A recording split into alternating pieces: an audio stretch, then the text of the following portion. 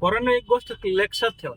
जर तुम्हाला असं वाटतंय ना की बाबा तुमचा स्कोर खरंच चांगला आला पाहिजे होता, 4 तारखेची एक्झाम झाली, 4 तारखेच्या एक्झाम मध्ये पोरांचं बऱ्याचदा असं म्हणणं पडलं की सर आम्ही अभ्यास खूप केला होता, खूप रिव्हिजन केली होती किंवा बाकीच्या गोष्टी केल्या होत्या, पण काही विद्यार्थ्यांचं असं म्हणणं पडतंय की आम्ही रिव्हिजनला वेळच नाही दिला, आम्ही रिव्हिजनला वेळ न दिसल्यामुळे आम्हाला मार्क कमी आले. काही विद्यार्थ्यांचं म्हणणं असं पडतंय की सर आम्ही रिव्हिजनला वेळ दिला, आम्ही सगळं काय केलं, पण आमचा पेपर वेळेवरती सुटला गेला नाही. तर बघा, इथं 3 गोष्टी लय महत्वाच्या आहेत.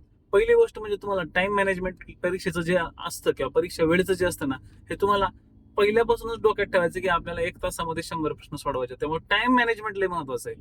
दुसरी कन्सेप्ट तुमच्या डोक्यात तुमच्या असली अशी पाहिजे की आपल्याला फॅक्च्युअल डाटा कंबाईनला जर तुम्ही अभ्यास करताय तर फॅक्च्युअल डाटा लय महत्वाचा असतो. राज्यसेवेचे पोट्टे कंबाईन मध्ये नाही टिकत का? कारण की त्यांना असं वाटतं की राज्यसेवेसारखा एकदम दमानं पेपर द्यायचा आहे, त्याचं इथं नसते. आणि तिसरी आणि सगळ्यात महत्वाची गोष्ट, तुम्ही काढलेल्या स्वतःच्या नोट्सला रिवाइज करा रे पोट्टेव.